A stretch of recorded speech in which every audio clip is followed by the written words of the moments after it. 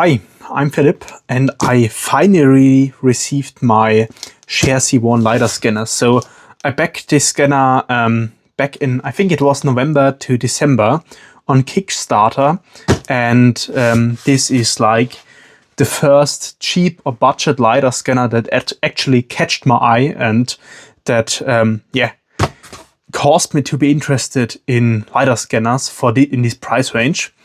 So of course there was like the 3D Maker Pro Eagle last year, or I think it was in 2024.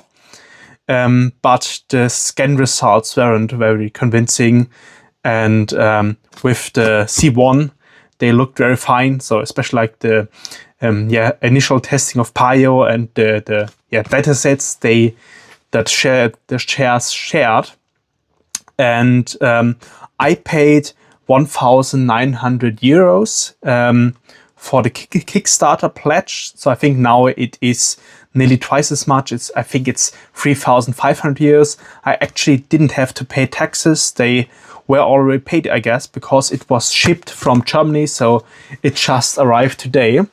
And now let's unbox the scanner. So in this video, I will do the unboxing.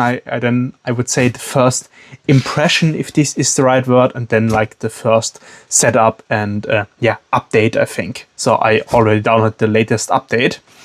But now let's start with opening the box. So as you can see, it's quite a chunky box with like seals on both sides, or on both openings. So you should notice if there was any tampering with your package.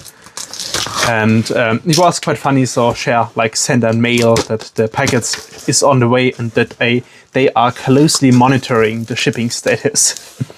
So let's see. Of course, okay. There are like the Kickstarter goodies.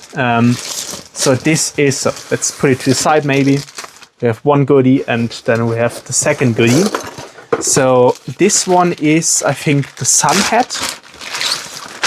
Like here you can see it. It's like actually quite a nice sun hat.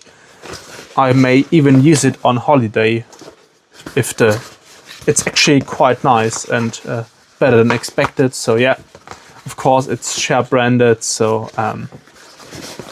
works fine. And what's also included is the Lego building set for the Share C1. So I guess I will build this one sometimes in the evening if I have a bit of time off. Maybe let's have a look at the Lego bricks. So we have like two sets or two packages, but it looks like there is no instruction manual in the box. But of course this isn't the scanner itself. Okay, scan to brick. Let's try. Okay, now the smartphone is my camera, so I can not scan it now, but maybe the instruction manual will be behind this QR code. But let's put these goodies to the side and continue with the actual unboxing or the actual scanner. So basically I'll just pull away all this foam and get to the core box. Like we have this box here. I guess this includes the Share C1 itself, and then we have another package. I guess they are the how are they called? I think sun sleeve. So now let's zoom a bit in, like this. These are like to the sun hat. They were also advertised like sun sleeves for your arms, and it appears they are. Now let's try them on. I guess in Germany they are not as usual, but I have seen them in like Korea quite a lot, and they are actually quite comfy. So also Share branded. I mean, why not? Could be useful for hiking. So I guess I will just put them in my hiking gear storage compartment. Now to the box. It's actually a sort of like, it's a cardboard box, of course. But it has some wooden finish. So if I slightly tilt it to the camera, it looks quite nicely. So the whole packaging until now is very like consumer grade or high quality consumer product grade. But now if we open the storage box, I guess we should see the sling back. So let's open it, and there is even more insulation or dampening material here. So let's put away the next box, and then we are finally reaching the carrying case of the chassis one. As you can see, this is like a soft shell carrying case, if this is the best word for it, or it's like a sling bag, so you can put it around your shoulder. There are mixed, I would say mixed feelings about this.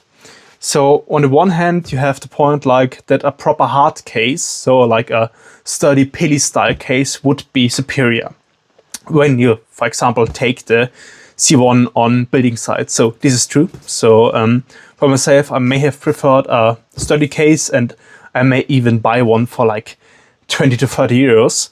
But on the other side, what's also true is if you're using this like for scanning in the wild, if this is the best word, like if you want to scan buildings in the wild, or you do some Gaussian splatting in public places, this sling style approach may even be beneficial, because first you have like the rapid deployment of the scanner, so you can just like have the case around your hip, then open it, or open the zippers, and can start scanning, and you're also a bit less conspicuous with this style of case. So if I would bring a proper equipment hard case to some public places, there may be more questions than with this style of case.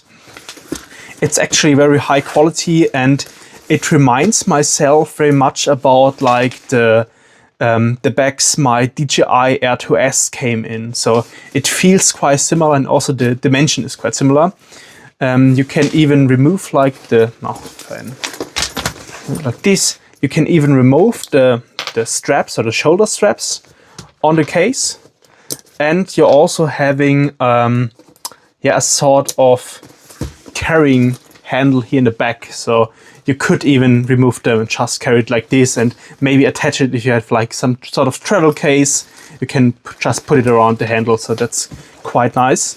We also have a compartment here in the front for some, I would say, for my case, it will most likely be used for some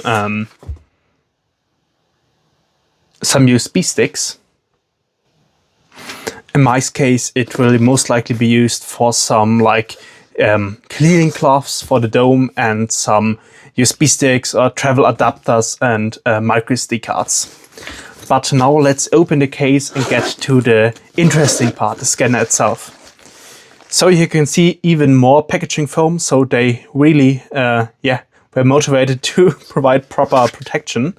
So we have like this whole block and this block. I guess there is even enough storage room, as you can see, after removing the two foam blocks, for a second battery. So we have one battery handle here, and in the pre-order, in the Kickstarter order, you could also directly order a second battery with it, so it has enough space here.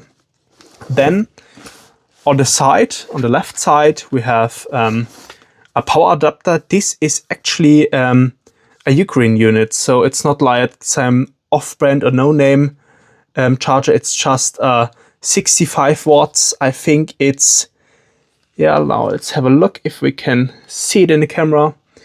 It's a USB PD output, I think it is. Yeah, it goes up to, it's full. It's a full-fledged PD power supply up to 65 watts. So this is quite nice, and it can even be used to like charge your laptop or your smartphone while you're on the go. So I guess in the second box here, there will be the power adapters, or the actual plug for the power supply. So here we have a British adapter, I think it is. And then we have, what is this? It's like the American adapter. And I'm a bit envious of the American adapters, because they always have this like, how is it called? It's a flip up. Flip up prongs. So they are quite compact. When comparison, if I now pull out the EU adapter, it's much larger. So it is like the largest one of all these, but yeah, we have to live with what we have. So I'm still very happy that they included a proper adapter. Then in the central compartment, we of course have like silica bags for it to stay dry. But here we have the scanner itself, and it is compacter than I thought in the first pictures, or on the first pictures.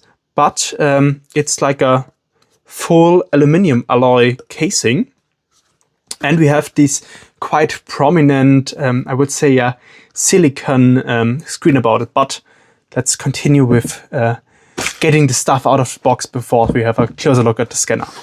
Then we have more foam in the packaging. So I guess if you pull out the foam, maybe it would provide enough space for the RTK unit to be mounted, because this is like also one of the more recent changes or recent news with the C1 that's quite promising. And the inside of the bag is actually like some Alcantara leathery material, so it's not just normal cloth. The divisions of the case, they are held in with Velcro if you're interested in it. And here in the top we have the rest of the equipment. So first we have like a little pamphlet, we have like a quality guide, then we have a very tiny manual and an even tinier user manual in like, what is this, A7? I'm just like, if you can look at it, so this is my palm, and yeah, the writing is quite small, but it's readable. And yeah, okay, there is sadly no actual QR code for online version of the user manual. So if I'm not able to find it online, I will just scan this one and create a PDF from it. And what's quite funny in this other short pamphlet, for what's in the box, they still depict a hard case storage box. So as you can see here. But let's put this to the side. Then we're having like a cleaning cloth for the scanner itself. We have a Ugreen SD, so it's a SD micro SD reader. So this is also Ugreen with, I even think it's USB 3, so this should be quite fast. Then we're having also a Ugreen USB to USB-C cable, but I think from the pin out of the cable, if I look into the cable, this is only for charging. So this, I guess this will be USB 2, because there are not all pins in it. And we have a smartphone holder, and this is actually a DJI mobile. So here in the back you can see it's a DJI smartphone holder. It's for the Osmo Mobile, and I think this is like the go-to standard at this point. So the micro-quality Salmon with the Wi-Fi, or Salmon S1 with the Wi-Fi bridge, also used the same style of smartphone holder. Yeah, so this was all in the case. And now let's put aside the travel bag or storage bag and have a bit of a closer look at the scanner itself. So like this, and maybe let's zoom in a bit more. So, and what we're seeing here, so we have this thick rubbery shield, and if I now pull it off, we get to the core of the scanner. So we have the two ultra wide cameras, so we have one camera here and one camera here, and here on the top we have the Livox Mid 360 Lidar unit. So this is actually I would say a branded unit, so it's quite performant. And I think the Eagle, so the 3D Maker Pro Eagle, used the same unit, but from the scan results I've seen, the C1 is performing much better. And I would say that the whole thing is made out of die-cast aluminum, so also the LiDAR unit itself here on the top is aluminum. But before handling around more of this, let's protect it again. And what's quite good, so this is, I'd say it's maybe a centimeter of silicone here on the top, so it's quite well protected. And compared to the initial pictures of the C1 that were on Kickstarter, I think in Pio's video, there was only a very small silicone cap here on the top of the scanner. And it also didn't protect the cameras here on the side. So this is quite an upside. What's sadly missing on the C1 is in comparison to the S20. So the S20 is the higher branded unit or the higher T unit. Of course, you have different cameras on the S20. So the S20 has like 1-inch cameras, where this is like, I would say, a normal ultra-wide fisheye smartphone camera, to describe it a bit more freely. But what we're also missing, the S20 has here in the front an additional third camera that is used to improve the tracking.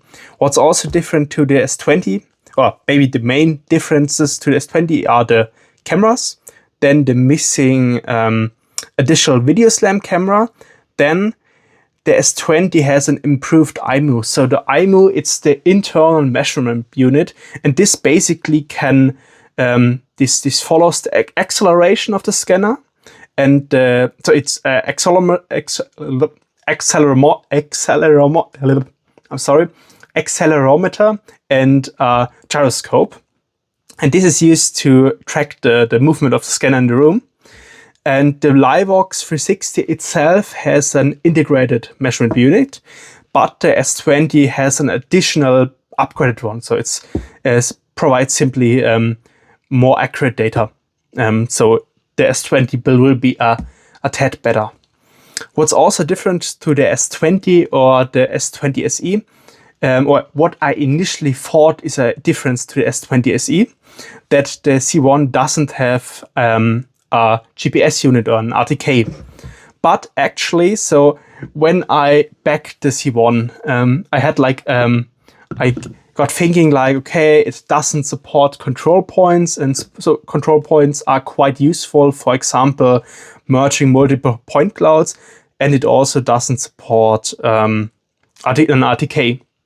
But as it came out with the most recent update and with the most recent software update, it suddenly supports control points. So this is very nice, even without an RTK. And Share C1, or the Share now also sells an RTK add-on for the C1. So basically, here at the top you have this rubbery hatch. And I'm sorry now, I can't seem to open it. It's opened like this. And here's a connector that an RTK plugs in. And on the side, we have like 2 mounting holes where it is screwed in. The RTK upgrade, I think it goes for 550 euros, excluding taxes, with shipping added on. So I think it will cost me around maybe 650 to 700 euros. So it's pricey, but for an RTK, it's still a normal price, I would say. And this would bring my C1 to 2,500 euros, including RTK. So I guess I will sooner or later buy the RTK upgrade, but I think it's very nice that they are selling it as an upgrade. I even was in contact with a German store, it's called Epitronic, about if they will sell this upgrade. And from what they told me, the C1 itself is basically only the direct, the consumer version of the S20 SE. So it's basically the same scanner, but now Share is selling it directly. But now let's protect it again. Here on the back we have one status LED or one RGB status LED and the magnetic mount for the smartphone holder, and this just clips in place with quite a good force. So it's wouldn't be worrisome about my phone getting loose. The 2 other ports here on the sides, you have one for the USB slot, so I hope you can read the writing. So here on the top we have USB-C. This can be used for charging, or I think I'm not sure if it can be used for charging, but it can be used for data transfer. And we have a second slot where there should be a micro SD card in. And on this card, the scan data is stored. This is actually a SanDisk Extreme 256 gigabytes card. So this is A2, U3, V30. So this is just a high quality SD card. I'm very happy that they are using like quality and branded parts. So if you want to transfer data off the scanner to your PC, you can either use USB or just take out the card and use the included dongle to get off the data. Now to the battery handle. This is quite comforty. So you have like the rotary grips in the front, and we have like a 4-letter in the back. Then we have a latch in the top that allows it to be mounted to the C1 like this. So this is quite a secure fit, and the C1 is a handy unit with this. Here in the bottom we have used an USB-C port for charging. Here on the other side we have like the indicator for the charging level and a short sign that tells us how to turn it on and off. So basically it's like a DJI drone. So you just hold it for 2 seconds, or maybe short and then 2 seconds. Yeah, it's exactly like a DJI drone. And here in the bottom we have like information about battery. So this is let's see, it's a 45 watt-hour battery. So I think it's even called, the model is called S20. Maybe this is exactly the same one as the S20, and it can be charged with PD up to 30 watts. So roughly 1.5 hours, and this is fully charged. So that's nice. What I also did, or already printed for it, is this baseplate. So this is the baseplate Payo reverse engineered of the one for the S20, and it just gets attached here to the bottom like this with a camera screw in the bottom, and this just provides a bit more stable baseplate for, on the one side, just scanning and holding the scanner like this, or when placing it on a table, but it can be also used for getting control points. So here in the front you see this, I would say this cross line, and you just line it up with the part you want to get a control point for, and then you capture the control point. So this also provides a bit more stable base for the S20. So if I'm scanning, or if I'm starting the scan, I have like quite a firm plate now, base plate now. So that's quite nice. So I think these are the, I would say, the relevant parts of the core unboxing. And now I will continue to the setup process, or the initial startup of the C1. This is the second or third take of capturing and describing the update process for the Share C1, because sadly there isn't it's not a part of the manual actually. So the manual of the C1 that's included. And I also couldn't find any information on the website. In the end, I had to ask in the Facebook group, where there luckily people quite quickly answered, and then finally worked after some more trying. So there are 3 steps to the update, or 3 separate updates were done in my case. The first one that worked quite a way. So this was basically, I powered on the Share C1 and did the first connection to my smartphone. So for powering on, just short press and then long press.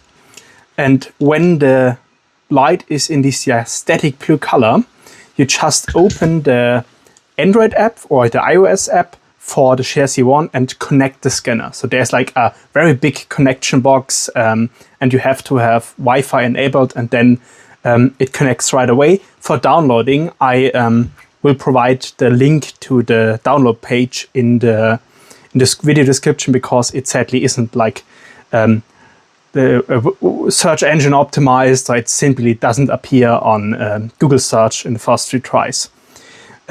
But how you can find it, it's basically you go to the shareuavtech.com website, support, and then support download. Here you have like an S20, SLAM S20 download button. You press this one, and there you will find all necessary parts. You have here the Share Capture, the Android app. You have the Share Capture iOS app.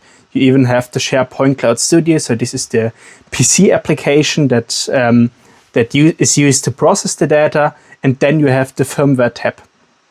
And here in the firmware, you have like firmware for all different scanners. So sadly, I don't know why they just called the button share as 20 downloads. But here you can see the share C1 and you can see two parts. You can see system firmware and service firmware. Basically, you only need the system firmware. The service firmware gets, I think it's also an over-the-air update. This to make sure you have the correct one. The system firmware is the larger one. So here you have I can make it a bit bigger, I think, or sadly not. This is roughly, I think it's 1.4 gigabytes. So when I first connected the C1 to my smartphone, I immediately got a pop-up in the Android app that it wants to do an update. I did the update, so this was an over-the-air update, and then it prompted me to like do an offline update of the system firmware, so the larger one, and it provided a download link to this site. Then I was a bit on my ends because there was no documentation or no manual or no instructions how to do the update. So basically what you have to do is you have to download the firmware, then you can turn on the scanner, eject the micro SD card, so it's latching, plug it into your PC, and what's also quite nice, the C1 is immediately, or the status LED is immediately getting red, so you can see it quite nicely because there is no storage inserted. So this is quite a good sign. So basically, blue is, I think, it's ready. Yellow is, it's connected to a smartphone, so in the menu it's in more detail. But what you will do is you have the SD card, so if you have a fresh scanner, there will be no scans on it. So so this is the next day I'm recording it, and I already used it today for some projects and some testing. So I'm also doing like testing of the different, or will be doing testing of the different scan modes or different settings. But what you will do is you will just move the downloaded system firmware file to the root directory of the SD card. So root directory just means directly in the first folder, the topmost folder of the SD card. So in this case, just drop it into it and it will also transfer quite fast. So luckily this is, or the included dongle seems to be a USB-free dongle or USB-free dongle for micro SD cards. And then it is like transferred in a matter of a few seconds. So, but I will now remove it again because I already did the firmware update. And if it didn't work, the app will tell you that you're still stuck in the old version. And what we'll then do is check the card again, plug it into the scanner. So there is like a short graphic which direction to insert it. So plug it into the scanner, and then you turn off the scanner and turn it on again. And at this point, when you turn it on again, it will go to like these, here you can see quite nicely with like RGB colors. And it will take a few minutes, and it will, I would say, it will fool you because this was the point where I was stuck initially, because the only information I found to some degree was put it on the SD card and turn the scanner on, and it should then when you're blue again, or the LED is blue again, it's updated.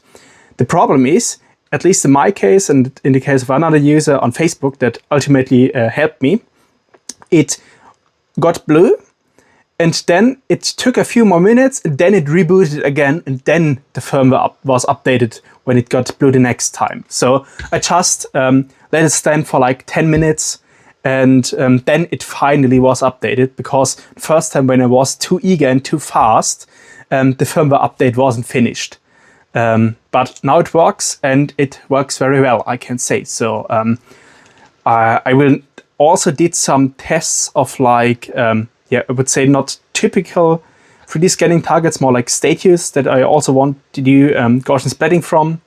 But I will share these tests later.